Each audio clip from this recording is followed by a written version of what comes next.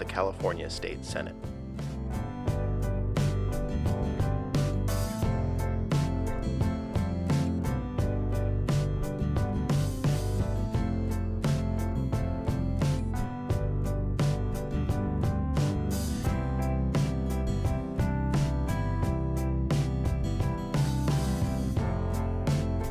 Este es el Senado Estatal de California.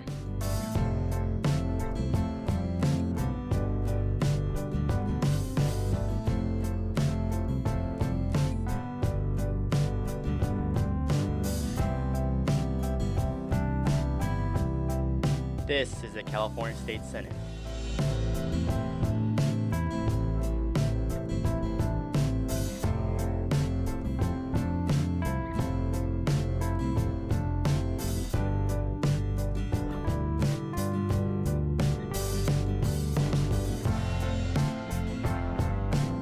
This is the California State Senate.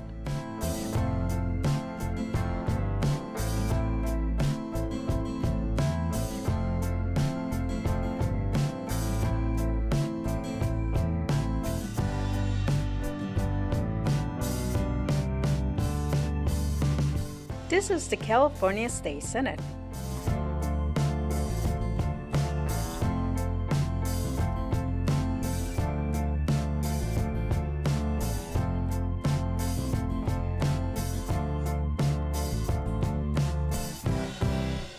Esta es el Senado Estatal de California.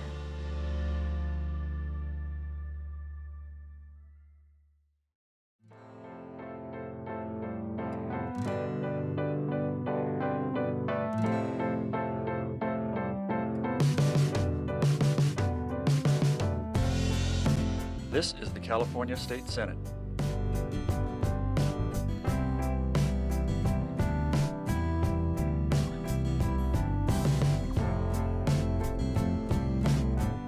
This is the California State Senate.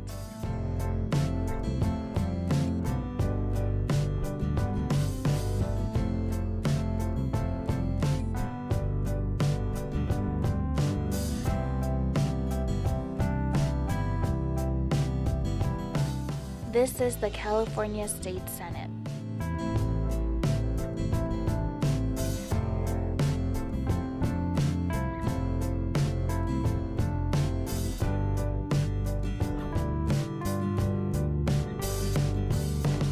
This is the California State Senate.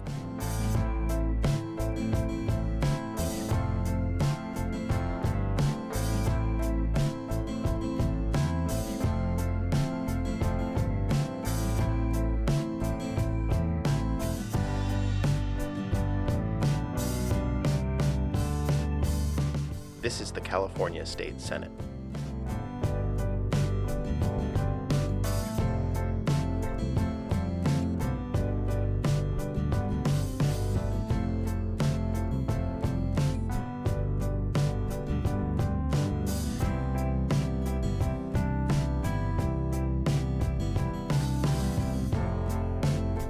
Este es el Senado Estatal de California.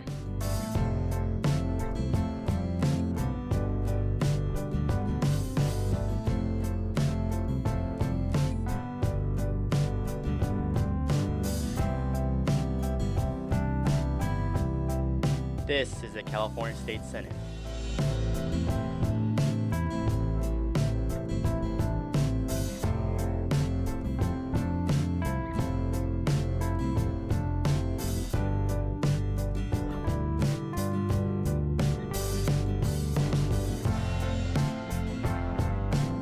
This is the California State Senate.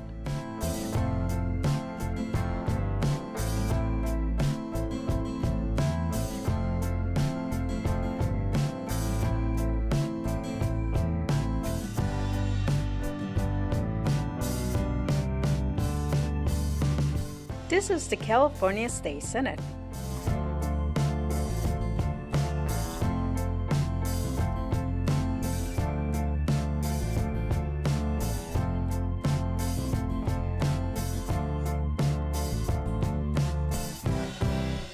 Esta es el Senado Estatal de California.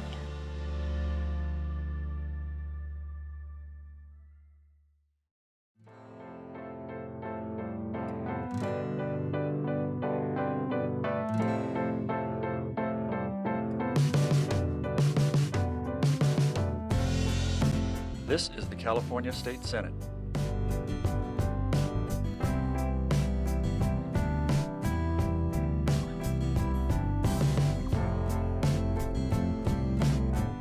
This is the California State Senate.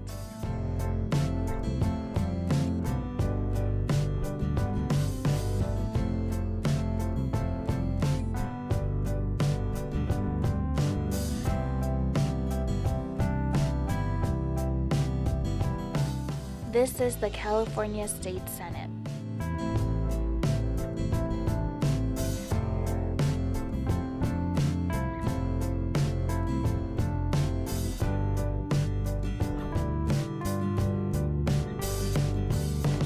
This is the California State Senate.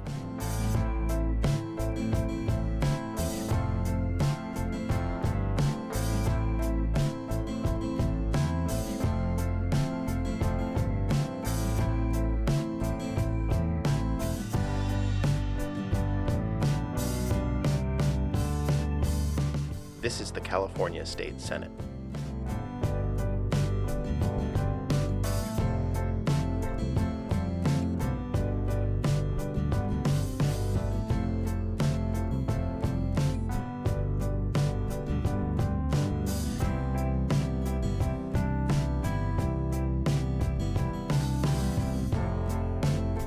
Este es el Senado Estatal de California.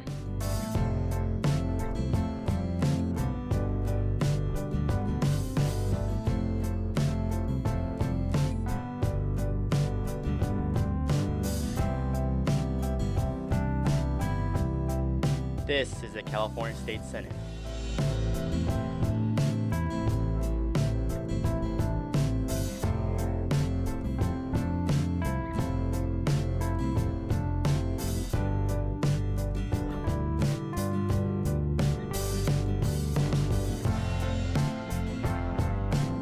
This is the California State Senate.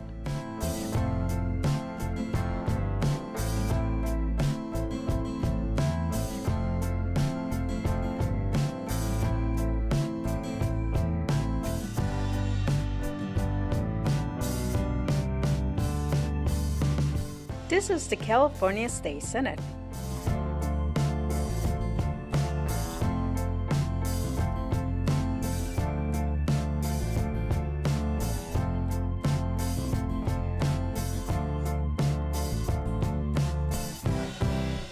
Esta es el Senado Estatal de California.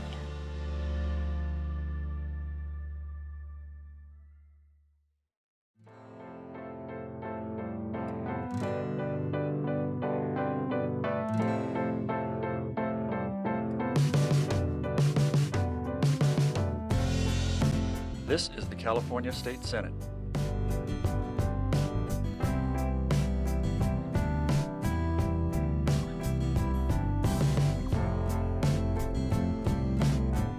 This is the California State Senate.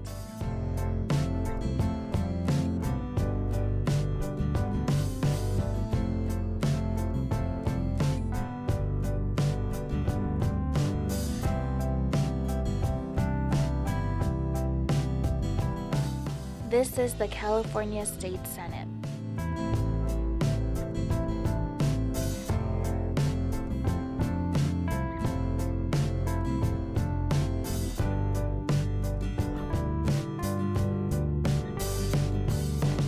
This is the California State Senate.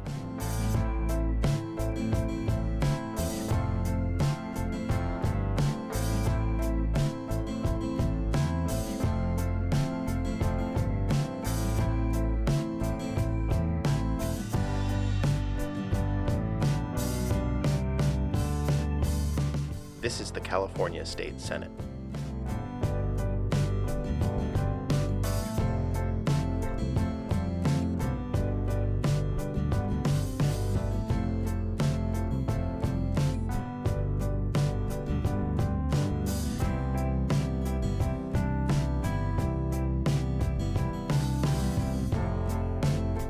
Este es el Senado Estatal de California.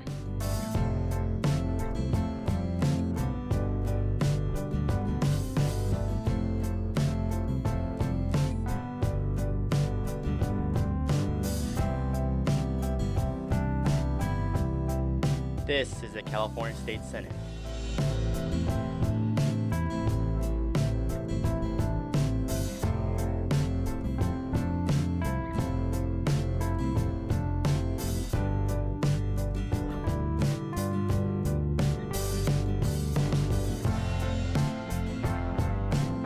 This is the California State Senate.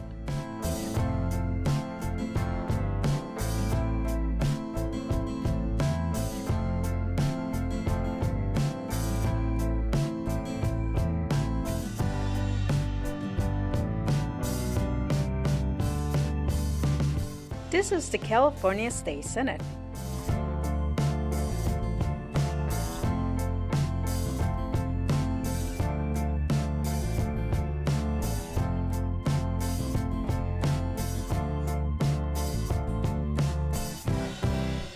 Esta es el Senado Estatal de California.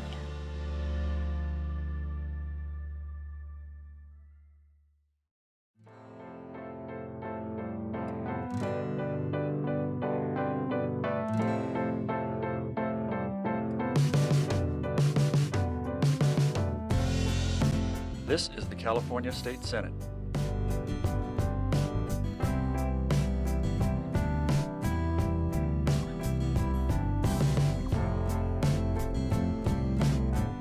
This is the California State Senate.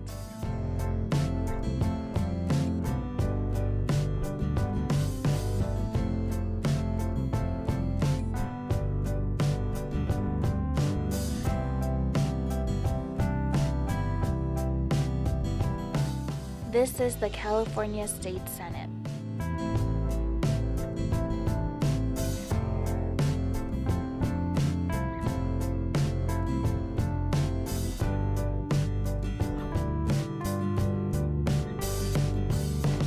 This is the California State Senate.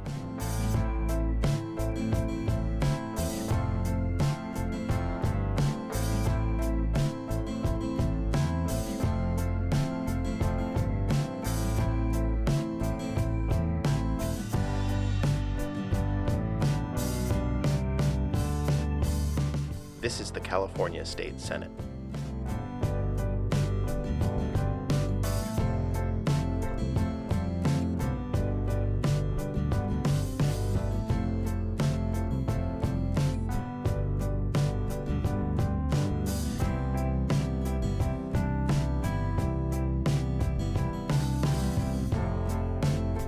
Este es el Senado Estatal de California.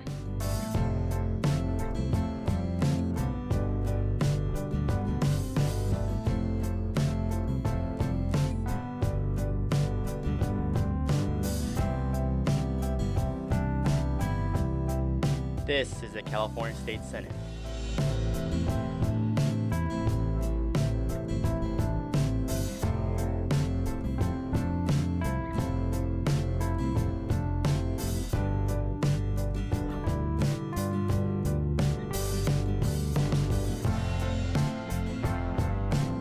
This is the California State Senate.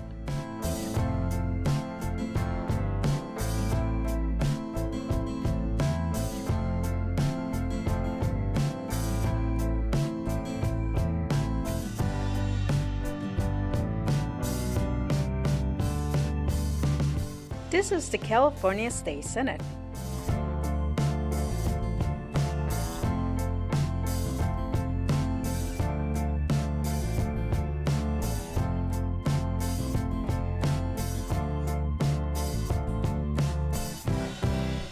Esta es el Senado Estatal de California.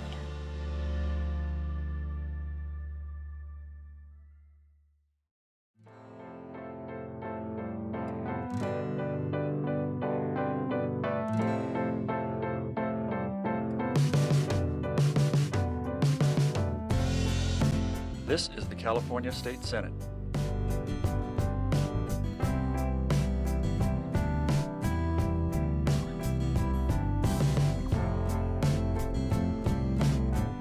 This is the California State Senate.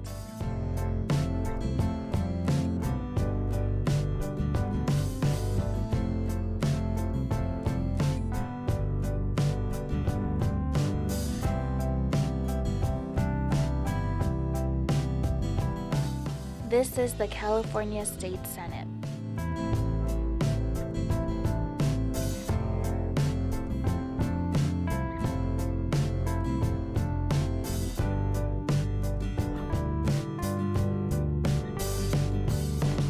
This is the California State Senate.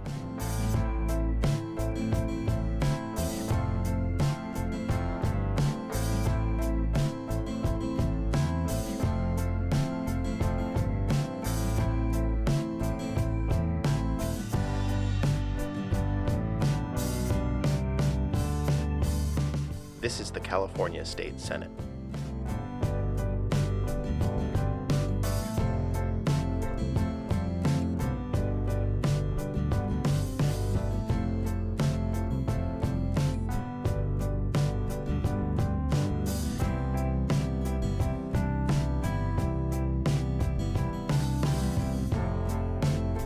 Este es el Senado Estatal de California.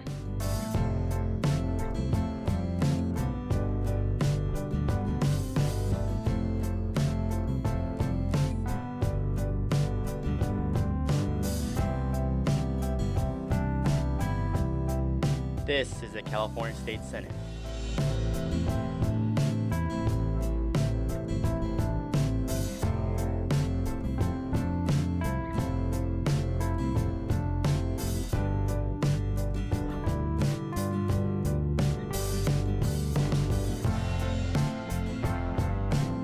This is the California State Senate.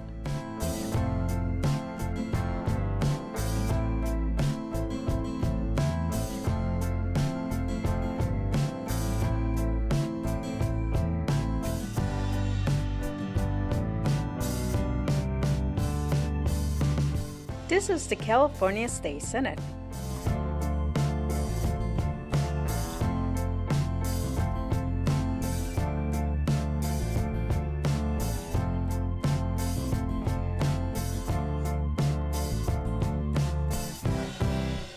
Esta es el Senado Estatal de California.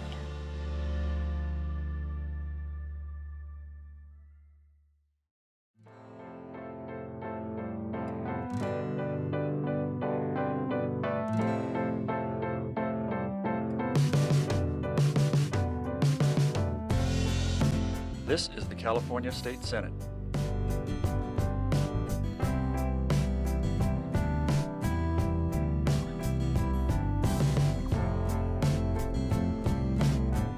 This is the California State Senate.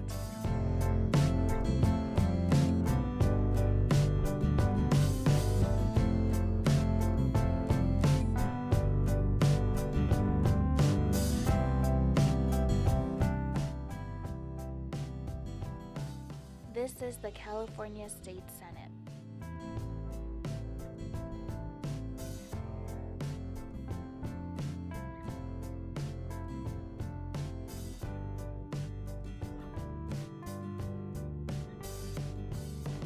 This is the California State Senate.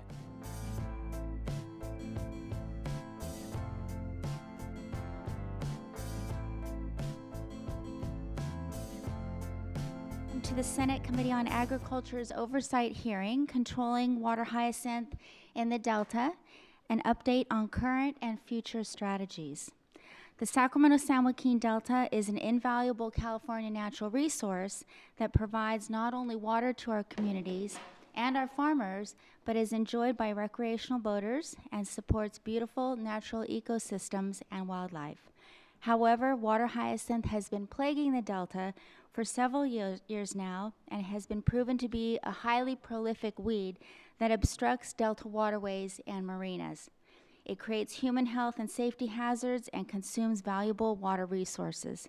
The California Division of Boating and Waterways, USDA, NASA, and other government entities, private businesses, and individuals are working to keep water hyacinth from choking the Delta, and we will hear today from them on what is being done. This is an all-hands-on-deck problem, and so personally, I pushed for and helped secure an additional $4 million in funding for boating and waterways to purchase more boats and to staff more crews to go out and find and destroy the hyacinth. My goal for today's hearing is to receive a full update on the status of the water hyacinth control efforts in the Delta and to determine what more can be done or should be done to make sure that we can effectively and consistently keep a strong grasp as well as any other problematic invasive weed, and that it's prevented from damaging the health and the welfare of the Delta and its residents. I thank everyone for being here today and for your interest in this important oversight hearing. I would like to invite anyone interested in providing testimony during the public comment period to please sign in with the sergeants at the back of the room. Thank you. Now I would like to invite our first witnesses to come forward. Mrs. Lynn Sadler, Deputy Director, California State Parks, Division of Boating and Waterways, and Mr. Edward Hard, Environmental Program Manager, also from the Division of Boating and Waterways. Thank you for being here today. Thank you very much, Chairperson Galgiani, and thank you to all the folks here who care about the Delta and are here to work with us to help control this invasive species. As the chairperson pointed out, my name is Lynn Sadler, Deputy Director, State Parks Division of Boating and Waterways, and with me is Eddie Hard, who heads up our Aquatic Invasive Species Unit. I've also brought with me today a visual prop that I would like to share with you. You might be wondering why I would show you my handbag, but I want you to know this is made of water hyacinth. Oh, yeah. So, back to more serious business. Our AIS unit has jurisdiction in the Delta, specifically over these 6 weeds. Our role is in 68,000 acres of the Delta and its tributaries, and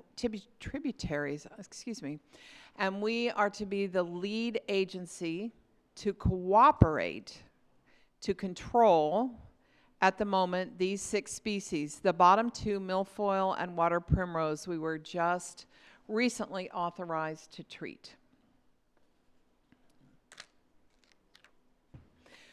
Our mission is to control aquatic invasive species for 3 reasons.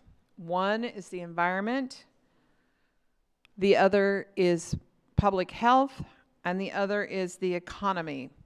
And we emphasize that it is a control program. Water hyacinth has never been eradicated in moving water, although China, we understand, has spent over $1 billion in an attempt to do so.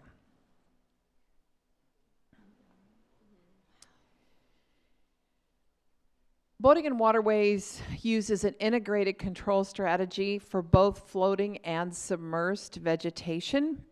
And so that means that we use a number of different protocols and treatments so that we can stay adaptable and flexible. And that helps us to also address the species that are already a problem and also those that are emerging challenges. These are 3 that have begun to show up in the Delta in greater numbers and are gathering our attention and our research to see what needs to be done in terms of those as well. I would point out that pennywort is a native, and that creates issues of its own, in addition to the fact that it is proliferating and clogging various sloughs and areas. So again, our jurisdiction is in the Delta, and I used this map for you because this shows the integrated management control program in a number of ways. As you see the very bright red and yellow spots, those designate nurseries. And those are places that we believe the water hyacinth can grow much faster because the water is more shallow and it's not moving. And then when, as the season progresses, we believe that that water hyacinth begins to move, and those areas serve as a nursery. So we'll be talking a little bit more about that. There is an area, kind of a line, it isn't on this one, but you can kind of see it right there. That delineates when we can treat. There's certain areas of the delta that we cannot treat before certain dates. There are areas of the delta where we can only use certain herbicides, and we are limited in the number of acres overall that we can treat. And so this map, while it's difficult to see the detail from here, it's one of the tools that we use to remind ourselves where we need to focus during the year. While we're focusing mostly on the northern delta, I just put this here as a reminder that we are responsible for southern sites as well for control. So when we control for the environment, these are the main drivers that we need to watch out for and to care for. VELB, Valley Elderberry Longhorn Beetle. That's that little critter right down there. And so just for example, when we see elderberry bushes and we happen to be spraying, we have to keep a wide buffer to make sure we don't get near that bush. If we are doing harvesting and a snake is discovered, we need to make certain that it's not a giant garter snake and that we're not disturbing habitat. When it comes to delta smelt, there are any number of things that we need to look at, such as water quality monitoring. So when we do water quality monitoring, it's not only for endangered species, but it's also for humans and public health. We need to make certain that herbicide residues stay at appropriate levels, for example. I note there that the second item is temperature.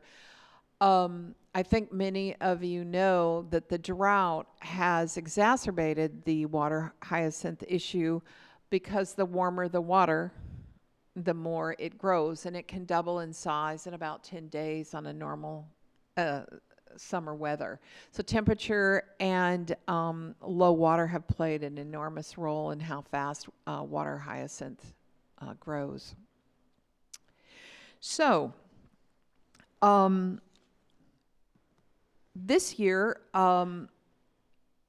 we feel that we have made enormous progress. We've been working with many of the people in this room to improve that.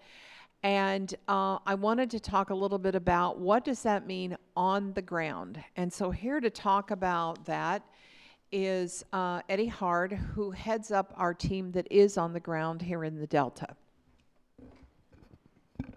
Good morning. Thank you, Lynn, and thank you, Senator Galgiani, for holding this hearing. I first want to introduce myself, Eddie Hard, Chief of the ARS program, but I also want to introduce two audience members here, Ed Samara, who is our Field Chief for floating aquatic vegetation, and Albert Gold, who is our Chief for submersed aquatic vegetation. Mm-hmm. Both these gentlemen were hired about a year ago to help boating and waterways get our ducks in a row in the field and get smarter about how we control this problem.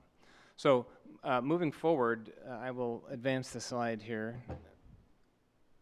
Our current status, this was submitted as of the 19th of September. However, as the plants grow and we control more of them, the number you've noticed on the preceding slide was 2,949 acres as of today. The slide that we're now looking at shows 2,800. So we've increased just since September 19th. As of the 27th, we're now almost 3,000 acres. And that puts us approximately on track of where we were last year, 2015. We're averaging about 500 acres per month. So between now and November 30th, we should reach our target, our maximum acreage allotment, for sure. Pardon me? Yes, that includes, thank you, Lynn. One of the interesting things this year that we experienced, unlike last year, was the climate this time around. Early in the season, we lost about a month due to winds, lightning on the water, which pushed us off of the water because we can't operate during those situations. So even despite that, we are still on trajectory to meet where we were last year at this time. So on the screen there, you'll notice that we began our treatments in March, early March, 10th, as a matter of fact, and to date it's been high to moderate efficacy where we have treated. And similarly, on the submersed aquatic vegetation, that program has been highly efficacious where we've treated to the extent that the vegetation was topping out in the water. And we began those treatments in March, early again, and this year we're about 2,500 acres for Aguirrea and other species such as curlyleaf pondweed. So, as the Senator, you acknowledged when you first opened up about new resources bringing to bear. Out of the 8 authorized positions, we've hired 7. And with that, we've also hired, so those are the field technicians that augment the operations in the field. Secondly, we've, to add capacity to the scientific field to understand how we spray and then monitor for federal and state compliance requirements, those scientists augment what we did not have. So the more acres we treat, the more samples we have to take. We brought on a toxicologist to look at the implications for how we reduce risk strategies for our operations. And with that, we've also acquired 4 new vehicles with trailers and boats. And one interesting note that was different from the last time I believe we came and talked to you was that we now have a 4-year harvesting contract. And that contract allows flexibility for the program to not only look at herbicide control, but also mechanical. So this is an example of a harvester. Some of you who are in the audience have seen this in the port area, and we have other locations where we've done Whiskey Slough, for example, and up in and around Sycamore Slough, and we have a current operation in the Central Delta on the west side of the Central Delta in the 7 Mile Slough location on Twitchell Island currently. So, what could be better for next year? One, looking at how the new resources are working better together and expanding our partnerships and smarter approaches. And to tee this up, part of it is that, yes, we are directed to work across local, state, and federal lines, and on some of the speakers today, USDA and NASA in particular, with our federal side, have been very helpful in terms of federal nexus and also for our environmental compliance, USDA's role in that, but also NASA in terms of providing spatial data to understand where the floating vegetation and specifically where they are in the Delta to help us calibrate our operations at the state. Secondly, at the state level, we work cooperatively with the California Department of Fish and Wildlife, specifically on the fact that we now have a Delta-wide routine maintenance agreement. And that's very significant for state parks because at this point, no one else has a routine maintenance agreement for the entire Delta.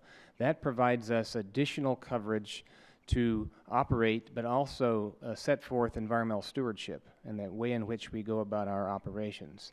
So that includes monitoring when we're out doing the mechanical harvesting. And at the local level, this is where we've had some really good inroads in terms of working with cities and counties. We work in 11 county jurisdiction. Each county has set with their agricultural commissioner certain standards for how we operate our herbicide operations in terms of wind requirements and such, and also restricted use permits. So we also are expanding our interactions with local water districts, irrigation districts, and reclamation districts. So the partnerships also includes an expanded role of looking at how we evaluate performance for our herbicide operations, and that includes evaluating reduced risk approaches. So greening the program is another alternative speaking point on this, is how can we move forward with controlling these challenging aquatic species, but also do so in a very sound manner. So we're evaluating that through a partnership with UC Davis. And one of the additional things that we're bringing to you that we didn't have last year, in addition to the harvesting contract, is the partnership with California Conservation Corps.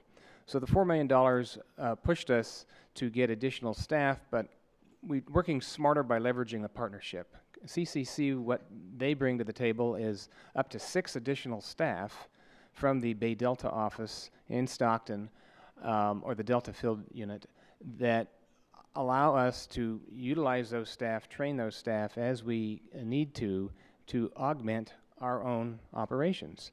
And that's been very useful to pair a specialist with one of the Corps members to train them, because that is a building block for what the Corps is all about. And plus, if we all work together, and they may end up getting a job with us. So that's a good partnership. So one of the key things here I'd want to transition to is let Lynn speak on behalf of some specific examples of how we are engaging our partners. Thank you. I also wanted to take this part because I want to brag on staff, and they won't do that for themselves, so I get to do that.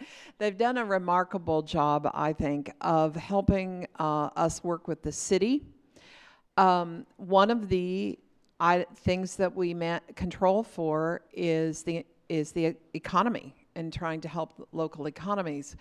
And of course, the waterfront here is a huge issue. And I asked to have this example highlighted because we were made aware of a very big event that was going to be held in the waterfront just as the hyacinth began to float in. And we worked with the city and local businesses, Business Alliance, Chamber of Commerce, and others to make certain that the section of the waterfront that was going to be part of that fundraiser was as cleared as it could possibly be by the deadline. And we were stopped by lightning. Obviously, we don't want our staff out there in metal boats and lightning, so we had to stop. We were stopped by 30-mile-an-hour winds one day. But we still managed to work with the city and save that event.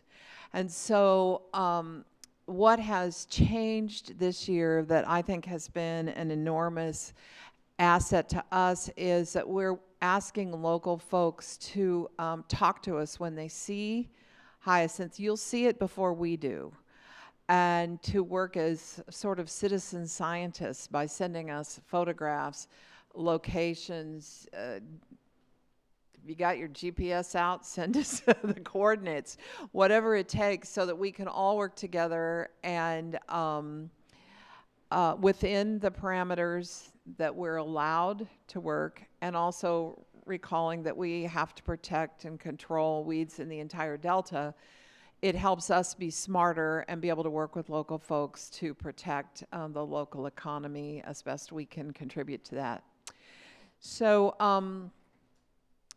another way that we're expanding our partnerships that I want to highlight, because this is frankly one of the biggest problems we face, highlighted here in this slide. And what you see here are the spoils from mechanical harvesting.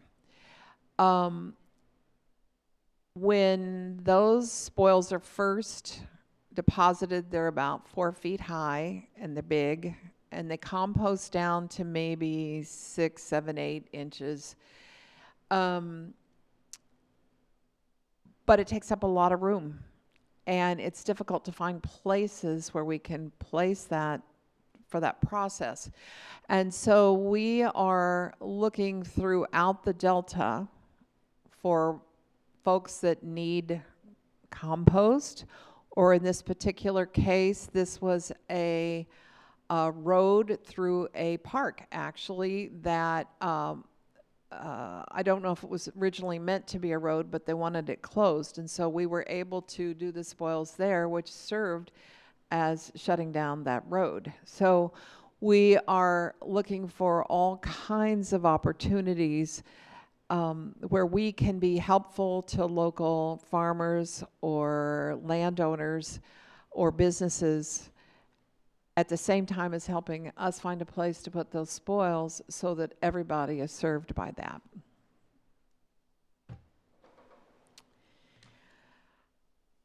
I'm going to turn the microphone back over to Eddie Hart, who's going to talk about how we're working smarter through the science, and you'll hear more about that with other speakers, but we are going to talk about it from our point of view for just a moment. Thank you, Lynn. And as Lynn mentioned, one of our next speakers, Dave Bubenheim, will address the real details behind this image. But this is a signal for us to work smarter.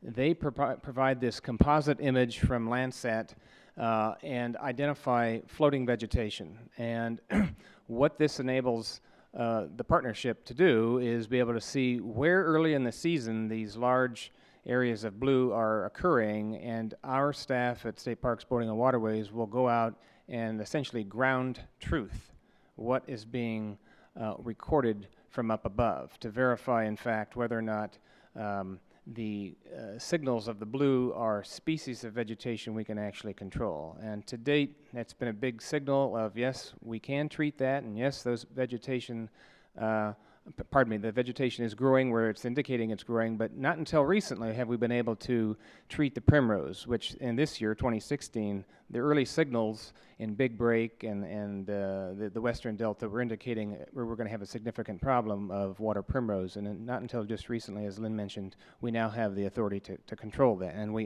have been so for the last 3 weeks plus. So that's a key ingredient for us being what I would call not only strategically, but operationally and tactically ready. Here's another example for our friends in the Contra Costa County area, eastern Contra Costa County. For those of you who don't familiar with this is the western part of Discovery Bay. And in 2014-15, on the left side of that screen, you'll notice a lot of oranges, reds, and so on. That indicates heavy presence of submerged aquatic vegetation that was choking those waterways in there. And the smarter part comes in as, one, we're using a tool that's readily available to put on vessels, and a lot of fishermen who may be in the room use these already, and that is to detect fish, but we're using them to detect underwater vegetation. And that vegetation is coupled with the fact that we take kind of like duct tape and baling wire, go get some rakes from the hardware store without handles, roll them together and toss them into the water and pull up the vegetation and speciate what that vegetation is, so that when we have the map, we can then correlate, at each one of those bays, of which there are several dozen in Discovery Bay, we will know what the percentage breakdown of what species there are. That then tells us, how we're doing. The map is very clear. It tells us on the right what happens when we really go in there and treat. And that's what you see on the right. It's often very clear with a picture, a problem on the left, what happens when we go on the right when we treat. So you'll notice a dramatic difference between 14-15 and 15-16 on the right that shows mainly blue and a little bit of green. That's very cool. We're working smarter with the technology that's out there from the various vendors. So that's another example. So one of the things I'd like to talk about briefly here, which is going to be an important step for State Parks, Boating and Waterways, is we're nearing the end of our 5-year federal permits, or biological opinion, I guess I should say, with the NOAA Fishery Service and U.S. Fish and Wildlife Service. And that necessitates us to start anew come 2018 with a new program. And as one of the speakers next will discuss, in part, our USDA is our federal nexus that allows the state of California, through that Section 7 of the Endangered Species Act, to move faster versus Section 10, which we would be doing on our own from state to state. It's a much longer process. So what I'd like to talk about here briefly is what are the factors that have shaped this program historically and moving into the future. Just to acknowledge for the audience members that may be unfamiliar with this, is that we do have a situation where there's deciders and there's implementers, and we're the implementers of the decisions.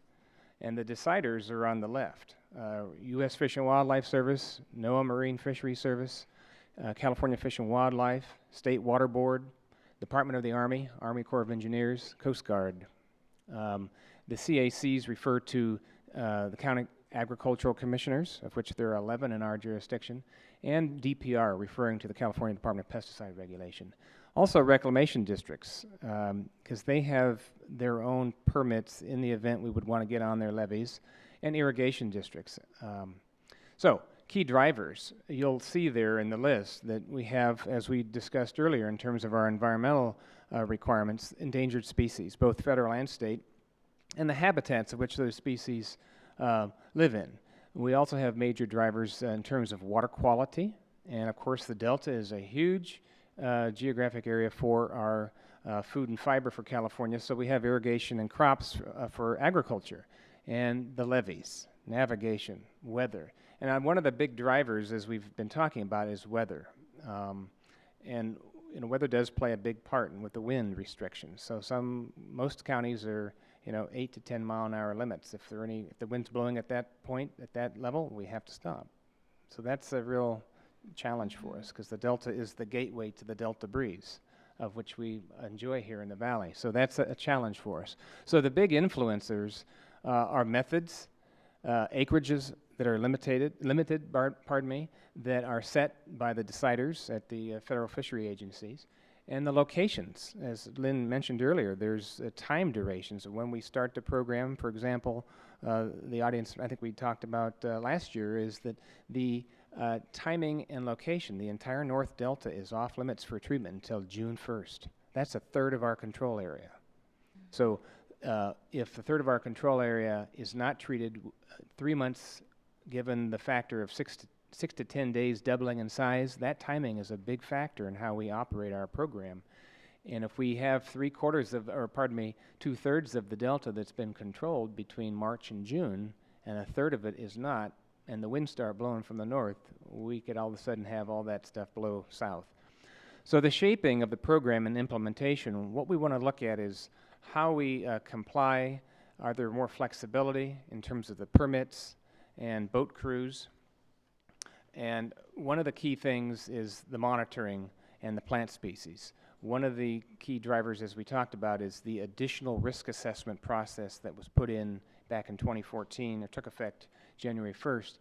And those new processes do require us to look holistically. Instead of going species by species, we look at it as an ecosystem. And we've been doing that. This will be a process now where we're able to now look at that in a much more holistic sense, going through a biological opinion planning process. So some of the key guiding principles, of which a couple of them we've talked about. Collaborative approach, re-emphasizing this. How do we work better in partnerships? The example of the CCCs is one example, but also from government to government and private to government. Science-based controls. We're looking at this solely at science is the driver here, fact-based information, and fully adopting an adaptive management approach, both at the state regulatory and the federal regulatory process, so that we at state parks and boating and waterways can be flexible on how we control this. That's really imperative. And we're looking for the widest range in tools possible. Flexibility is our friend, and we need to embrace it. The laws currently as written do allow a lot of flexibility. We just need to look at where those options are. And part of the thing that is big these days, and we're stepping up to meet that and leaning forward, is in addition to mapping and monitoring, what's the metrics of this program? How are we moving this program from what I'd call crisis to maintenance? We need to be in a maintenance mode. Control it and then maintain it. So one of the key things here for all of us in the room and those listening is your input matters. You own this program. This is your state. This is your program. We're going to be rolling out how we move forward with this in the fall, and through public presentations and meetings in the Delta, starting with the big three: Delta Protection Commission, Delta Stewardship Council, and the Sacramento-San Joaquin Stewardship Council as well. But we're looking for other venues in Modesto and in Stockton too. Looking at also the scoping process for CEQA. That's a public process that allows public to comment. Also, we're doing something new here, memorializing it more so, that feeds into a statewide effort, which is a management plan for the Delta, for Delta invasive species. That has not been done before. So one of the key things, what I'd like to just verbally discuss with you is the timeline. The timeline is essentially we're under a tight time frame for getting our new process in place, and that requires us to have a discussion like we're having today, and on these public meetings we're going to be doing in November and December. But moving forward, we need to have a draft of our biological assessment that talks about the program description, about who we are, what we've been doing, what we desire to do based on public input by June at the latest of 2017. Why so soon? Well, obviously our permit or our process expires in 2018, and there were other large actions going on in the Delta that are being reviewed by the federal fishery agencies. And in order to do both of them, we need to have this put in place by June, so that gives the federal agencies time to actually go through and render a biological opinion within 6 months after we deliver it. So we will be going through a series of both CEQA and NEPA, and some of the NEPA actions John Madsen at USDA may get into, but we can always answer questions. So I'll turn it back over to Lynn. One of the things that I would like to point out is that Section 7 does not require public input, that Parks has decided to do that on our own. And because we want to increase, as part of increasing our partnerships, we want all of you to have an opportunity to provide input to this. We think that the more brains we put together on this, the better the program is likely to turn out. So we're asking you to help us make sure that wasn't a bad decision on our part, that you actually do participate, that you do provide comments, that you do provide input that help us make this a better plan in the end. And the other thing that I would say is that we will have a section on our webpage. Many of you are already signed up to receive notices when we are treating. You go to that very same place and you can receive notice when these meetings are set, and that will tell you where you can go to talk to us in public, but it'll also tell you where you can send things in writing, and we encourage you to do that. We invite you to do that. We hope that you will. And with that, we would like to take any questions that you might have, or if you prefer that we wait to the end, we can do that as well. Okay. I did have a couple of questions. So if you're out spraying and you come across other floating invasive weeds other than water hyacinth, are you able to treat all at the same time if you see them together, or do you have to come out separately? I love that the answer is it depends. Some species have to be treated with a different herbicide, and so that might or might not be available in the same way. Like if you were treating a submersed weed, you might not have on your boat something to treat a floating weed. So the other thing is we have to be authorized to treat it. So if we came across coontail, for example, we would not be able to treat that. And that has been a problem specifically with primrose, because the primrose, I don't know if you're familiar with what it looks like, but it has a yellow flower and kind of a leaf shaped like that. Mm-hmm. And it was growing on top of primrose. So we actually couldn't get the spray into the into the water hyacinth. I said that backwards, didn't I? The primrose was growing on top of the water hyacinth. And so we weren't authorized to treat primrose, and we couldn't get underneath to treat the hyacinth. So now that we're authorized to treat the primrose, that makes it a little bit easier. But as I said, that's why the answer is it depends. Okay. So do you feel as though now, for example, you mentioned wasn't it the pennywort that's the new invasive weed that has been discovered in great quantity out there? The pennywort? I think it would be fair to say that primrose is the one that, at least to me, is the most concerning. I've been out on, I think it's Old River, yes, through there, and the primrose was blocking entire crosscuts. it not only grows on the water, but then it's a vine. It grows up on the land. It grows on buildings, docks, trees, other plants. And I think at the moment that would be one of the most concerning. In fact, it seems to be in greater numbers than the hyacinth. So do you feel that you're adequately prepared with resources and funding to make sure that that doesn't get out of control too at this point? Or are there other needs that you have? Let me ask Eddie to talk about that because he's specifically working with the folks on the ground, and I think he could give a more complete answer. Just Thank a moment. Sure, thank you. Senator, so the response I would give is that they often tend to grow in the same place as the hyacinth, the primrose, for example. And the resources that we use and bring to bear are the same suite of authorized herbicides we have now.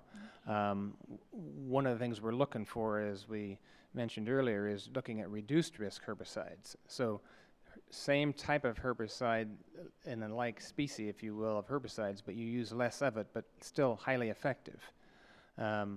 So typically, at this point, as we're winding down the season, we're trying to get as much primrose as we can because we do have restrictions on the type of herbicides at this time of year. September 15th was the last point in the season to use something called 2,4-D, which drastically takes down the plant at a faster rate than would be the case with using Roundup, for example.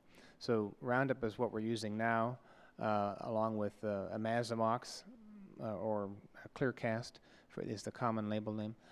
So both of those we have in our arsenal, and supply, we'll probably order another batch of that for next year and prepping for next year. But at this point, those resources we have ready for the challenges that for the rest of the season. Thank you. Sure. Well, thank you very much for your presentation and for your work. I will say I've had people tell me that it's visibly been much better in our area, so they can tell that we are making progress, and that's wonderful news. And I greatly appreciate your efforts, the efforts of your team, and your willingness to continue to be here each year, a couple of times a year for hearings, so that we are able to really stay on top of this and keep it a partnership between our local community and the state. So thank you very much. Thank you.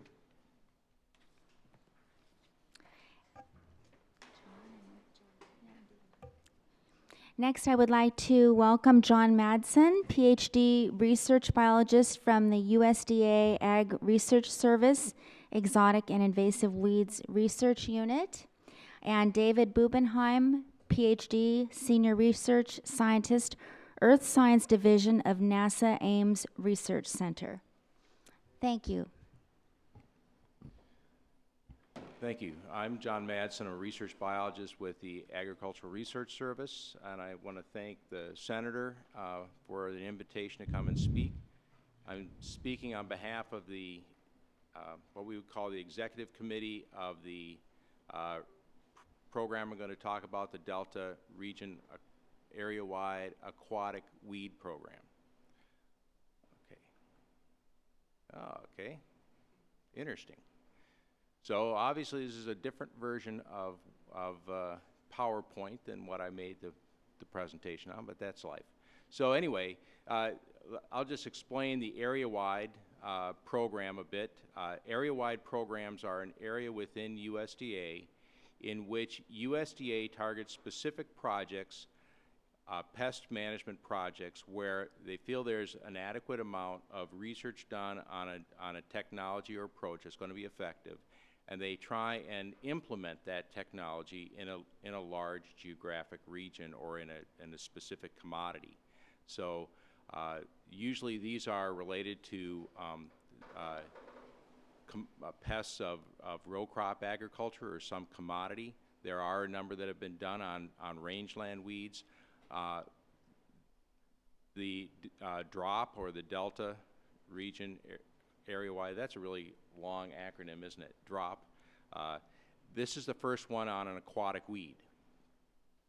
So the general goals of these are to, again, area-wide projects are to implement a new strategy on a pest, to perform any research that might be needed to to improve the implementation, but generally this is not meant to be only research. It's meant to be, let's take this research that's been done and implement it somewhere and get our stakeholders, our cooperators to adopt this as a new approach. We're also interested in educating all the federal, state, and local agencies and stakeholders about the science related to this process and get adoption of the approach.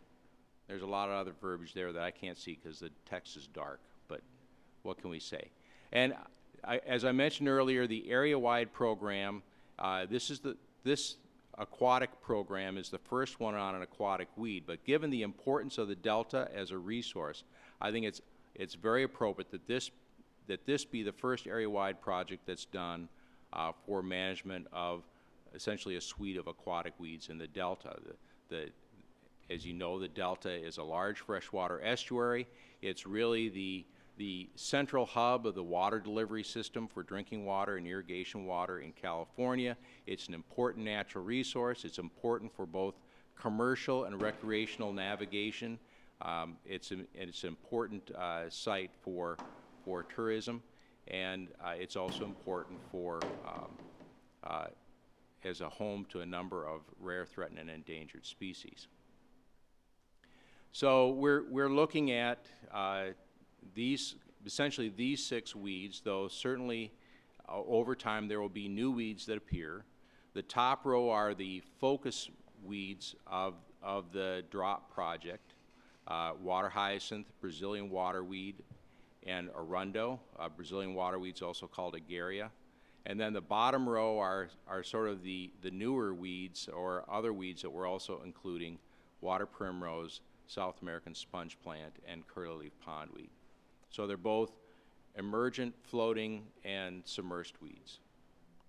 So our objectives are to model the growth of these individual species in the Delta, both in terms of their seasonal growth and how they move around in the Delta or where they're located in the Delta, develop usable remote sensing tools to track these species and evaluate the success of management, to find and implement new and improved methods for control of water hyacinth, Brazilian elodea, and arundo in the Delta using an adaptive integrated management approach.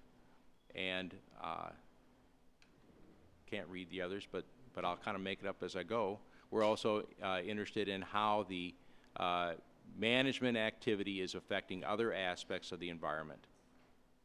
So as far as funding, we've just started the 3rd year of funding on this project. They typically run 5 years, but they can be extended a little bit beyond that as needed, but the decision is made year by year based on how productive the program has been, if it's meeting its goals. And thus far, we've made a great deal of progress in this area-wide project. There are a number of factors that are kind of motivating the development of this area-wide project. The first is, while in the past aquatic weed control efforts have been very diligent and substantial, they have not been effective in achieving long-term sustainable control, or as I like to say, long-term control in which the population of the weed is declining rather than increasing. And we've done a number of things in this project thus far. We've seen a reduction within a given year in the amount of water hyacinth. We've seen a reduction in the amount of water hyacinth from one year to the next. We've seen improved control of Brazilian waterweed, and we've also seen implementation of management on arundo. This is an emergent grass or riparian grass that is found on a number of the levees. And then we've implemented a bioeconomic model that's going to help us track the costs of both, the impacts of the weeds itself as well as the costs of management. The second thing is that the agencies responsible for aquatic weed management had insufficient information to optimize the seasonal and spatial targeting of aquatic weeds. And so with the NASA remote sensing tool, we've been able to to find early season locations where a significant amount of water hyacinth was growing and focus on those as nursery areas. We've been able to through boating and waterways, implement delta-wide surveillance of Brazilian waterweed.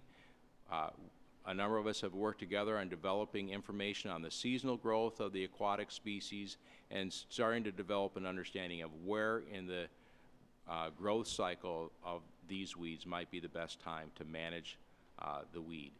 And then we've increased the dialogue with a number of stakeholders and fellow scientists. Moving on, the resources have not been available to help the wide range of agencies to talk among each other, to collaborate, as well as getting input from a variety of stakeholders. And we've done a number of things just in the past year. We had a stakeholder meeting in August 18th in Stockton. We've been meeting with the Delta Interagency Ecological Program, which is the federal and state scientists that work on the Delta. There's been a lot of interest in including aquatic vegetation in the overall scientific scheme of the Delta, and so we've been collaborating on that aspect. We've also launched the DRAAWP website, and there's a website address that you can find, and there are a number of resources there, including information sheets, a semi-monthly blog, and some other information.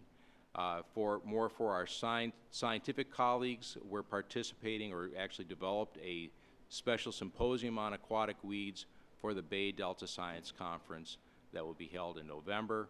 And we are working on developing a public outreach and information meeting that will be run by the University of California Extension Program for Stockton at a date to be determined. And once we determine that date, we can let people know through a number of avenues when that will be. And that will be merely information on water hyacinth and what's being done to manage it.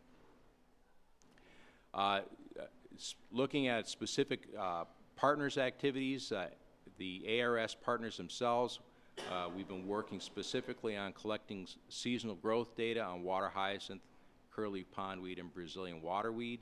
We've completed a study looking at what's the most effective adjuvant for herbicides, and what does that mean? Well, the aquatic herbicides have no additive to help the herbicide penetrate the leaf of the plant. You have to actually add an additional substance, an adjuvant or surfactant, to the herbicide to make it penetrate the leaf. And we've evaluated a number of the surfactants that are available for use with glyphosate to help it penetrate the leaf of water hyacinth better. We're also in the midst of doing efficacy trials to find the most effective herbicides for water hyacinth and Brazilian waterweed, including trying to expand some of the options that are available for treating both of those. And we are working with NASA on environmental weed responses, as well as establishing a new biocontrol agent in the waterways outside of the Delta proper. NASA is going to talk quite a bit extensively, but I do want to highlight the importance of this Landsat satellite-based tool for detecting water hyacinth. This is a satellite that's in orbit. It's actually a series of satellites that are the real workhorses of monitoring the surface of the Earth, and this has been a very effective and inexpensive tool for this sort of monitoring. We're working with UC Davis, actually 4 different departments. Here are 3 of them. Entomology, they're working on the relationship between the weeds and the management of the weeds and mosquito populations. The Land, Air, and Water Resources Department is working on modeling land crop use, as well as providing input for the Delta SWAP model that NASA is leading the implementation of. And then plant sciences are assisting with the plant growth studies, assisting with the efficacy studies on herbicides. Cooperative extension has a special role in pesticide trials in the state of California, so we're working with them on that collaboration. And then lastly, developing outreach tools like the website and meetings. The Ag Issue Center is working on this bioeconomic model, and that will be providing us a very useful tool for predicting the impacts of the weeds as well as the costs of management. And then the mosquito vector control districts are working on the interface of the mosquitoes with the weeds and management, as well as helping to assist rearing the new water hyacinth biocontrol agent. And then lastly, in our long list of partners, the Sacramento-San Joaquin Delta Conservancy is focusing on the mapping and management of arundo within the delta. So we're expecting a number of outcomes from this project. Again, it's an implementation project. We expect to implement an area-wide adaptive integrated management program for the weeds in the delta. We expect to see a decrease in aquatic weed control costs per acre and an increase in efficacy of the management activity. We expect to see a decrease in economic damage to navigation and an increase in the efficiency of water conveyance. We expect to see some other benefits from this program as well that are listed there. And I think that's the end of my presentation. So, Thank you, Mr. Madsen. And now David Bubenheim. Thank you, Senator. Appreciate being invited to come and talk a little bit. I'll talk specifically about NASA participation in the DRAAWP program that John just described. I will point out that more than just hyacinth is included in that program, but I'll highlight that. But occasionally there'll be a few other plants that pop up. I'll start with a little administrative piece, but I think it's important to point out that there's a lot of similarity and objective between the NASA office that I'm working with at headquarters and the Ag Research Service area-wide program. They're both very much focused on the highlighted text there on innovation and practical use of unique Earth observation, in the case of NASA, models and knowledge, but also for ARS to be able to bring together a more comprehensive organization of disciplines and to have new methods and technologies adopted and put into practice. And so very much what we're about at the bottom, I think, is being able to link enabling new science understanding that's existing, connect that up with appropriate technology, and that would provide us, as John just gave a nice list, improved management of the problem. Start off with a little summary of really what we do, and then I have a few slides for each of these. I've got about 8 slides in total, so not too long.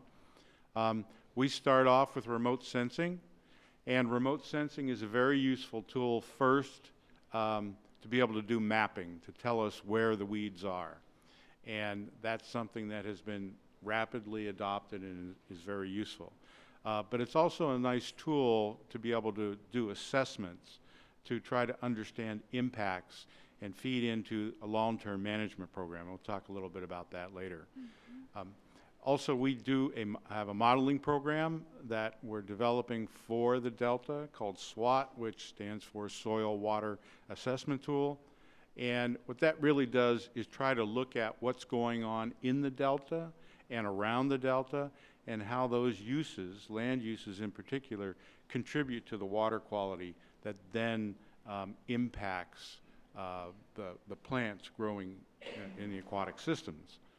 And then we have a program focused on determining what are those biological impacts from what's in the water, and to do that in a quantitative way so that we can apply a biological portion of the model over top of the delta water quality, so that we're able to then have a comprehensive view of what's going on in the delta and be able to support things like risk assessments as to what's happening and look at scenarios, both management and environmental impact scenarios. And all of these end up in, hopefully what's the most important thing, which are support tools, decision support tools. They're very much focused on operations. You know, our goal is not, for NASA, is not to become, we're not an operational agency, so our goal is not to have a long-term job in being able to supply information, but to get that transferred, whether it's to state agencies or to action agencies. We're just there to help get the new science and methods put in place. So John mentioned the hyacinth mapper that uses the Landsat satellite. It goes over every 2 weeks. It's over the delta. We get that image in about 2 days, and from that we're able to process it and look at the look for the spectral signature for hyacinth. And in each of those blue dots is a 30 by 30 meter pixel, where there's more than half of the area is covered by hyacinth. Wow. And we're able to break that up. So on the right is an example of all the different sloughs with their acreages.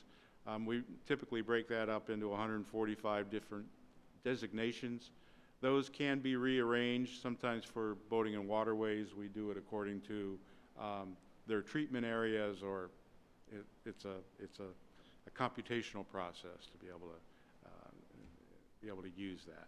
So we get this image every 2 weeks, as several people have talked about. And what is nice is, since it's a satellite-based system, we have an archive of this information over the past about 25 years, except for 2012, which we missed. Wasn't available right then. But if you look at this, I guess that's so here is 2011. I'm sorry we can't really read the numbers, but there's a peak acreage there, and then compare that over to 2015 and then even 2016 now. You can see there's fairly significant differences. Since we have this archive, there's a lot of ability to go back and analyze and look at why was that? What was different in those years?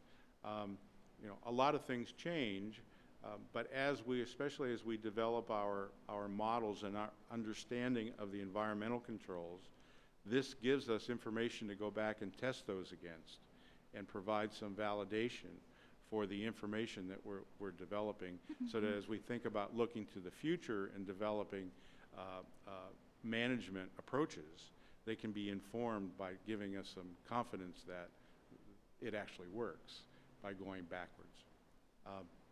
So the next slide is going to look at these peak numbers for 2011 and 2015, but look at it in a particular map where the red dots, like here, are where the hyacinth was in 11, and the blue is for 2015.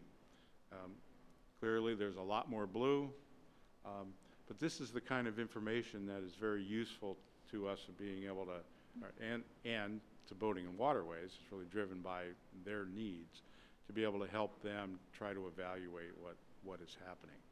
I should mention too that one thing we're in the process of validating right now is that besides just doing area estimates that this map reflects, we're also able to use this information to quantify the amount of biomass that's there at the same time. So, and that's something that can be very useful in assessing the effectiveness of treatment, and also in scheduling and planning some of the mechanical harvesting, because it gives you a much better idea of how much is actually there, and not just area covered, but it gives you an actual kilogram per square meter kind of information. Now, we do other, I mentioned we are interested in other weeds as well, and primrose is one. This is a picture of primrose here, and I bring this in as an example, but we go through this same kind of process for submerged weeds as well. But what frequently happens is you have a population of hyacinth, and then the primrose will start by coming from the shore and growing out across the top of the hyacinth.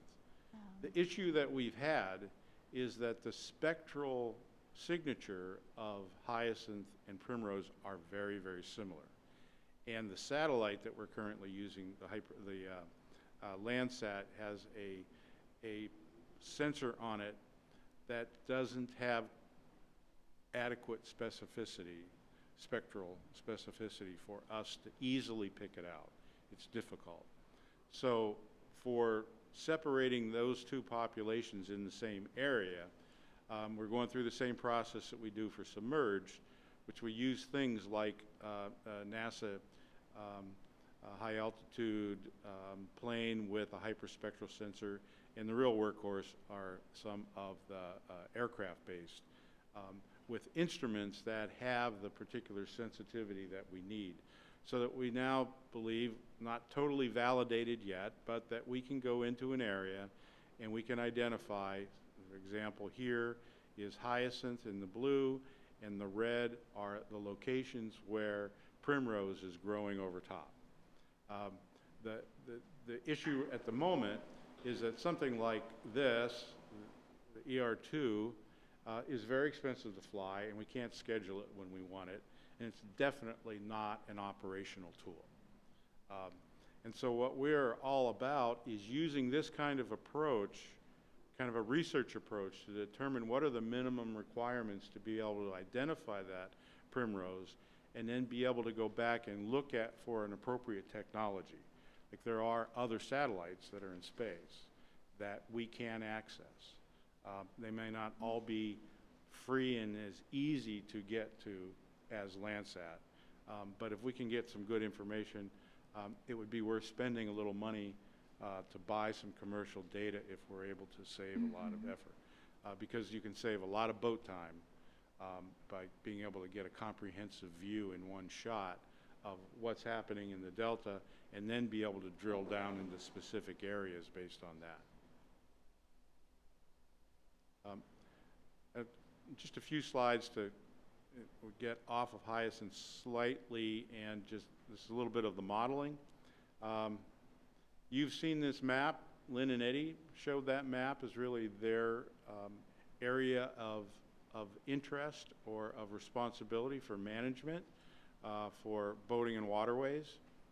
I put this in here because while that's their area, and we really use boating and waterways as the action agency that, you know, if we can help them do their job, we think we can help lots of people do their job with these kinds of tools.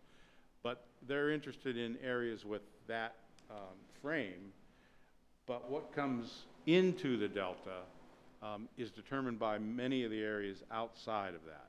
So we are looking at the Sacramento and the San Joaquin watersheds, and what goes on in those areas, particularly agriculture, and what kind of agriculture, what management practices, and that we use this soil water assessment tool that's very useful in being able to look at those management practices, look at soil type and elevations, and be able to hydrologically route water.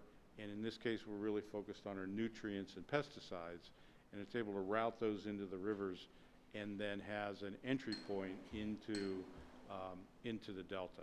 So these are very important. We've been lucky that we've been able to team up with a group, Minghao Zhang, professor at Davis, because her and her group, they've had experience working with this modeling tool. Excuse me. And they've done work in those watersheds. So it's been extremely helpful to be able to get them in to update what they're doing and be able to feed us that information. Because the next thing we do then is try to put it all together, which takes most of the colors there, represent some very general land uses, industrial, residential, commercial, agricultural. There are several levels deeper that makes that a very complicated and hard to look at map. if you look at all the different kinds of crops and all the golf courses and all the different kinds of things that are going on, that this model is very good at being able to identify what is happening with rain and management and how that contributes to water quality. And so then we can route all that information into the delta. And the delta is a fairly instrumented area, so that there are many points that we can use to calibrate and validate the information that we're putting out. And then on top of this, really in trying to define the biological impact, there's a lot of research that's been done on hyacinth and a lot of aquatic weeds. But we have been able to identify some science gaps that make it very difficult to translate that information into application in the delta. So we do have some effort going on. We've got some controlled environments, and this is a square meter of hyacinth growing, where we're developing very specific information relevant to the altered environments of the delta to be able to support those models and integrate those. So as a summary, you know, so we really see that there are remote sensing tools that can be used at a lot of different levels, and some that are being used right now. And then we're trying to put together the entire delta dynamic models so that we can then be able to predict what the biological impact is of those altered environments. But very much the objective is to end up with tools that people like Boating and Water, groups like Boating and Waterways can use in an operational and management program, and also be able to help develop long-term strategic plans. So instead of sitting around and trying to think about and make best guesses, that we have some quantitative methods in place that have been validated, at least historically, so that hopefully they're smarter decisions, because the economic and the environmental risk of making wrong decisions is pretty high in the delta. So we hope this is useful, and we're very happy to contribute. Thank you very much. I had a question from Mr. Madsen. What is the likelihood of USDA extending funding for another year or 5 years? So long as there's money appropriated for the area-wide projects as a whole, I think the probability of our project continuing for at least 2 more years is pretty high, because the program manager is very pleased with the progress we've made over the last 3 years. Good. But, you know, who knows what's going to happen with federal funding in the next couple of years? That's an open question. That's instructive for us. That's instructive for us. We'll know what we need to do on our end. From Mr. Bubenheim, you mentioned that NASA will not be involved long term and that you have to transfer skills down. How would this work, and would other agencies, whoever took over at that point, still be able to use the satellite data that you've collected? Yes, all that information is available, and it's very much part of this process is to go through that transition.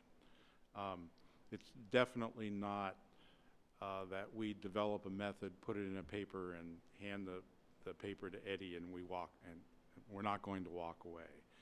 We try to work very interactively, both with Boating and Waterways, to understand what their long-term management needs are, and then be able to select the tools and then work with them to adapt it.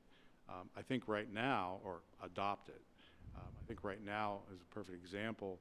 Boating and Waterways is very much trying to figure out how to utilize the information we're providing in the best way. Because it's one thing to get a snapshot of, you know, the map of what's there today, but there's a lot more information available to utilize there. We all see that, and there's way more information than there is people or funding to really go through. The list of questions that we can ask is ever increasing. It's a matter of prioritizing what are the most important things to look at right now. But definitely all this technology transfer program in this process is geared to not walk away, but to work together and help you validate that boating and waterways or action agencies can take that information and use it independently. Good, thank you. We would hate to have to start this process all over or have a lag in timing. So thank you very much for clarifying that for us. Sure. And with that, I'd like to thank you for your presentation.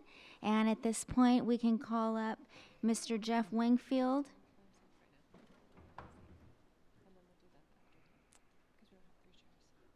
So you're going to bring up Okay.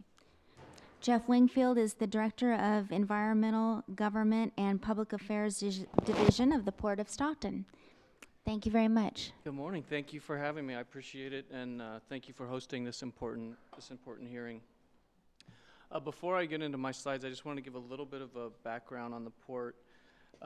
We actually are the 4th busiest port in the state, which is pretty impressive, being how far inland we are. We compete with a lot of ports that are right on the coast. We import and export over 4 million metric tons annually, and we're actually a growing port, which is somewhat rare in California. We're number 4 now, and probably in 2000 we were number 9 or 10. Every year we have about 240 vessel calls at the port, so that's about 500 ship movements going up and down the channel annually. So this is not a low-use channel, and actually is a medium-use channel and a channel of national significance based on the amount of fertilizer that we import for the Central Valley. We are a job generator, and that's why we were created. We provide more than 5,500 jobs for this area, and we're an economic engine for the area with more than $1.5 billion worth of cargo crossing our docks each year. Over the past 5 years, we've actually had $2 billion worth of private capital investment just on the West Complex, or Rough and Ready Island alone. So what we do, we coordinate extensively with the pilots who are bringing the vessels up. And as you can see, this is from the bridge of one of the ships. This is their view during the day. Typically between October, November, our ship channel is shut down at night based on not being able to see what's going on through radar.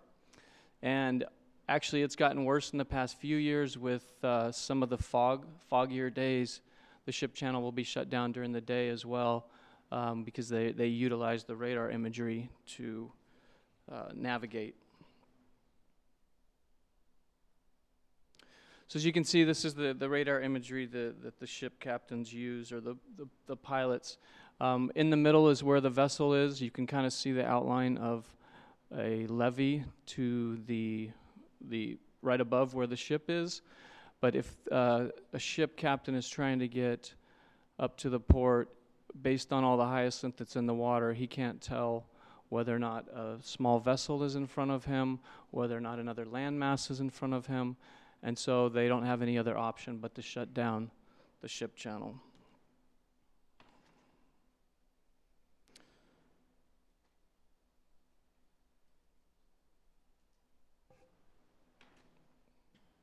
So the pilots are, obviously you can't blame them. They are risk averse based on what's happened in Oakland and the collision with the Bay Bridge over the past few years. They will make sure that they shut the shipping channel down rather than risk impacting a vessel. This is not. Are we locked up?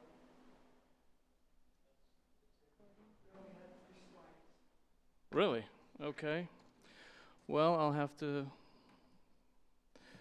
work with this one then. So over the past few years, we have been coordinating extensively with boating and waterways, with other water users, with the boating industry in the Delta, and providing as much information as possible. We've actually taken NASA out to ground truth some of their data on boats as we go out and do reconnaissance surveys, both in boats and in helicopters, to kind of get a visual where you can see a lot of the hyacinth is growing in tules kind of back outside of areas that you could identify with a boat.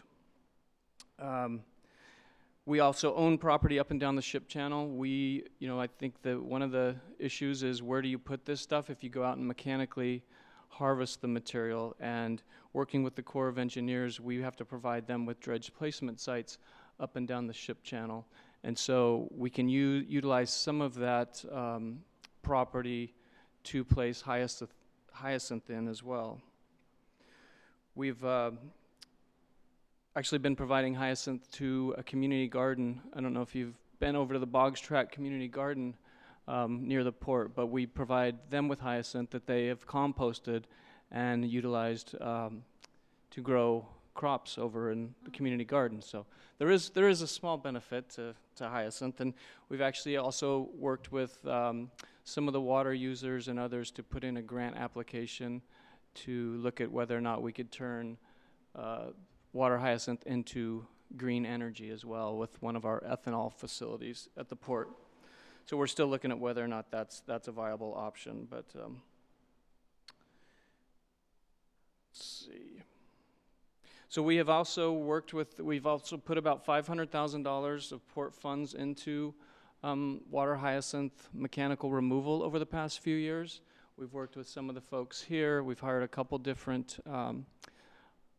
harvesting companies to go out and at least harvest hyacinth near some of the port berths and areas where, like, our police boat was blocked in based on so much hyacinth being in one of our slips. So we'd hire a harvester to go out and mechanically remove that material as well.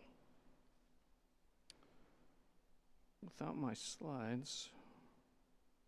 One of them was kind of a joke. It was, there's a big movement for ports to be green, and one of the jokes around the port recently was, certain times of the year, I think we're the greenest port in the United States. We actually are trying to be less green in some aspects with all the hyacinth that we see in the ship channel.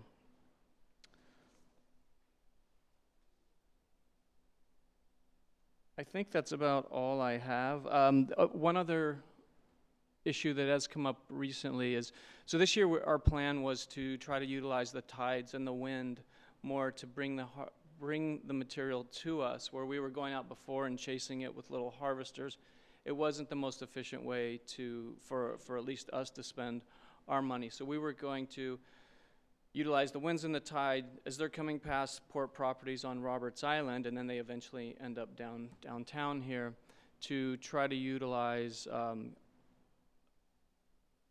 harvesting equipment to push it over to our property and then remove it with a mechanical backhoe or something like that. We have been discussing that option with Boating and Waterways, and it appears from the permits that they have with Fish and Wildlife Service and with NIMS that anything that we harvest will be counted against their allotment and their permits. And so that's something we're going to have to try to work through. That's very discouraging for us to, anything that we remove counts against what they can do. So that's really all I have. Okay, thank you very much. And now we would like to call up Claude Pellerin, owner of Village West Marina, and Cindy Fargo, CEO of the Downtown Stockton Alliance.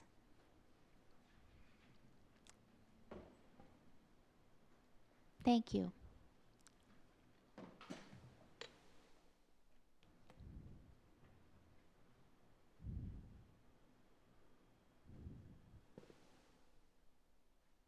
We tee up that PowerPoint? So,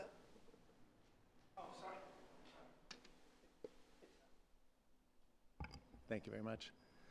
Morning, my name is Claude Pellerin. I am the Village West Marina owner. I'm here today with Tim Fontaine, our harbor master, and Vicki Bauman, our general manager, who combined have decades of experience in marina management in the Delta. Though we are new to the Delta, having acquired the marina about 1.5 years ago, their experience gives me great background for our thoughts going forward.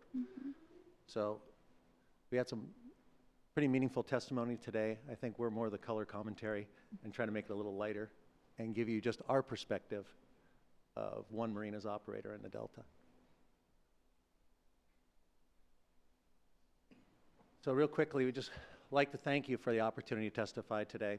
I think it's important that the state has reached out to the business community as well as others to see how this affects local businesses, how it affects the recreational opportunities in the community for us. Real quickly, we'll just like to tell you a little bit about Village West Marina and a background of what the facility is and what our experience last year has been with water hyacinth and what we are doing currently internally to combat the invasive plants in our marina. And then finally, just some current observations of what we see on the river today. So with that said, get a little more fun here. Well, Village West Marina's 678 slip marina, located about 1.5 miles off of Highway 5 off Benjamin Holt. We have 2 signature restaurants on site, Garlic Brothers, which has waterfront dining and boat-in availability, and Bob's Burgers on the bay. We also have a yacht brokerage on site. We have a yacht service company on site. We have a yacht club on site.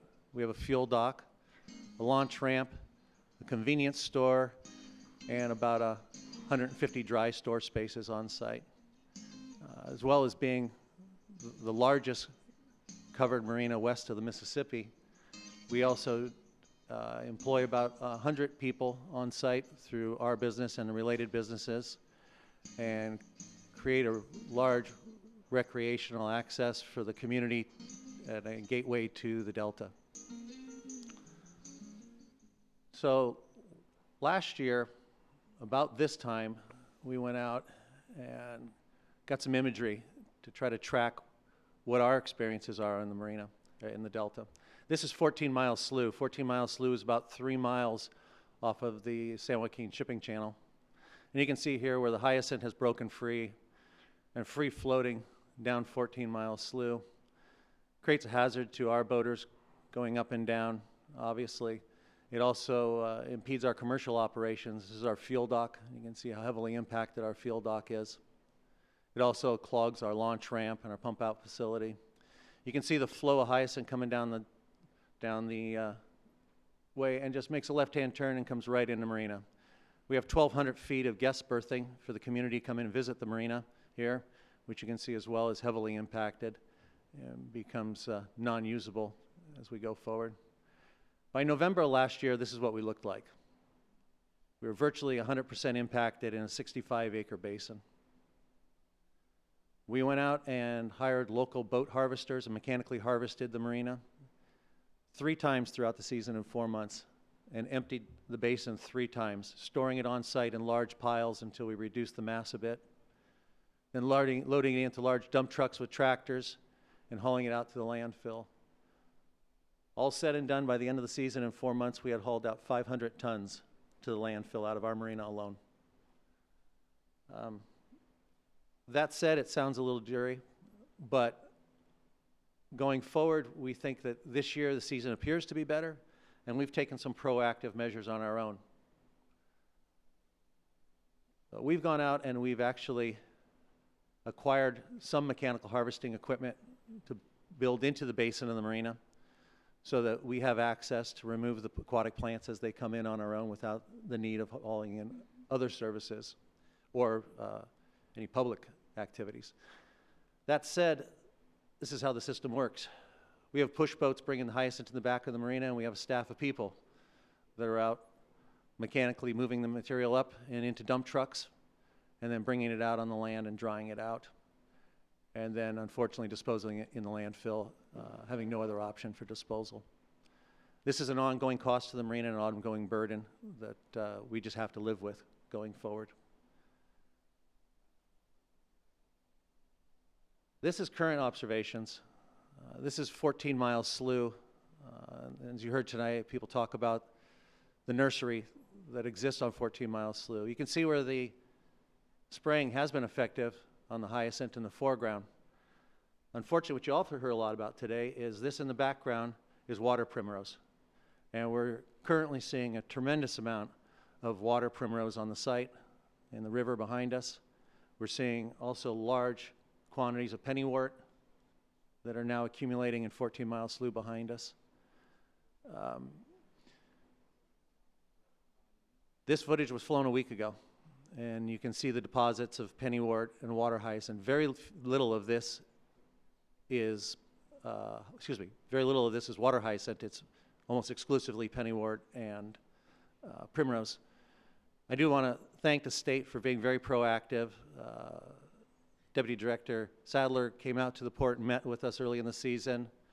Mr. Samar and his team's been on site with us working in their activities and trying to control it, and we think they've done a very good job with the hyacinth in the river, but unfortunately this is the current state that we're addressing now going forward. So that said, that's just one business owner's perspective and a very short window of 1 year of what we've experienced at the marina. Okay. So thank you for that. Thank you. Cindy Fargo, thank you for being here. Thank you so much for having the Downtown Stockton Alliance today. I wanted to just comment on behalf of the local community. Stockton has managed to emerge from bankruptcy. Our real estate prices are recovering, and our community is working on our crime issues. But the community thinks the weed is winning, and this is a big problem for us in Stockton. Stocktonians generally, for generations, have had a love affair with the Delta, but there's a third party interfering with that love affair right now, and that is the community of weeds that are established within the Delta. And so I thought for just a few minutes we'd talk about the social and economic disruption that's occurring there. There's been very adequate testimony about the port industries and marine industries that are negatively affected by the clogged waterways in the Delta. But some things that I think haven't been mentioned are the fact that there's a discouraging influence on investment in both the North and the South Channel commercial properties within the Stockton River Channel area. We're also seeing an impact on potential agricultural tourism development within the Delta, and our deputy director has talked with us about potential tourism projects that can be connected within the Delta, which we're unable to pursue right now because of virtually a 10-month period during the year where we are all impacted by particularly the water hyacinth. We're also seeing a discouraging impact on investment in tourism and boating activities within our marinas and recreational facilities. And surprisingly, we're also seeing some discouraged investment within the residential real estate areas that are along the sloughs. There's almost an abandoned backwater feeling in many of the slough areas. We're seeing that primrose invading as well as the water hyacinth along these residential areas that were really the pride of generations of families that often owned houses along the sloughs, now not being able to use their facilities, seeing their decks abandoned, their docks abandoned, boats submerging. So there's really a wide variety of impacts, economic impacts going on within the Stockton area. And then I thought we could just discuss for a minute the social impacts on the Delta and on the community of Stockton. There's, as I said, a historic love affair between Stocktonians and the Delta, and generations of use for boating, kayaking, fishing, and other forms of recreation. This is a big impact on our community, and with the amount of challenges the community's faced, the Delta is one place that they've always turned to for recovery and relaxation. The development of water resources that create linkages between the city and the Delta and continue to emphasize this relationship that we have as a community, the major urban community on the Delta. Things are, the waterfront weed situation is very definitely discouraging to us being able to move forward. There are also years of community celebrations that have occurred along the waterfront, which the water weeds have disrupted over the last couple of years.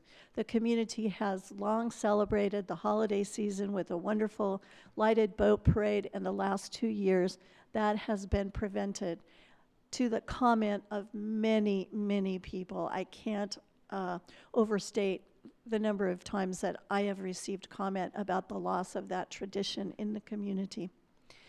In addition, there are new activities that we are trying to promote that will celebrate our heritage, will reconnect our community of downtown Stockton to the waterfront and promote this unique urban identity that we have.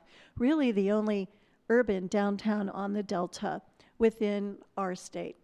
And in general, there's a malaise created about our waterfront and about the river channel and about our future.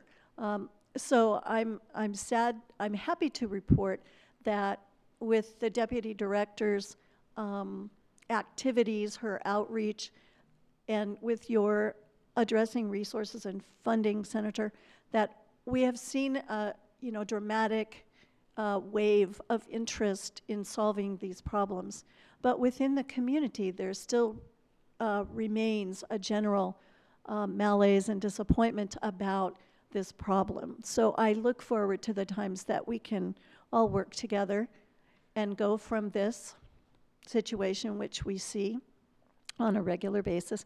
And I provided you with a couple more pictures from the downtown area to this, the place where we are celebrating our waterfront on a regular basis.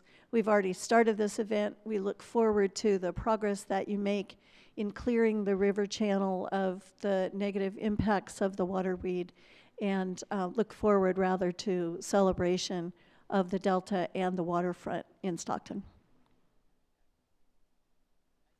Thank you.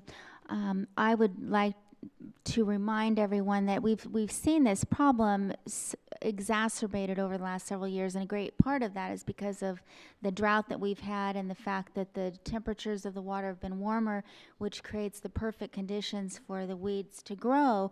And so the problem has been much, much greater than it had ever been in previous years. And so I'm grateful to everyone who's been here today. For many, it's not the first time that they've been here to testify and be part of this, but it's been an ongoing process in the entire time that I've been in the Senate to make sure that we manage this problem as best we can, knowing that we can't ever eradicate it, but we can certainly do our best to have a community partnership so that we have the eyes on and ears on the ground, working with our partners at the state level so that we can manage and maintain it the best that we can. So I want to thank everybody. I did not have anybody sign up for public comment at this point, but if there's anyone that would like to make a comment, you're certainly welcome. Otherwise, that will conclude the hearing for today. Thank you.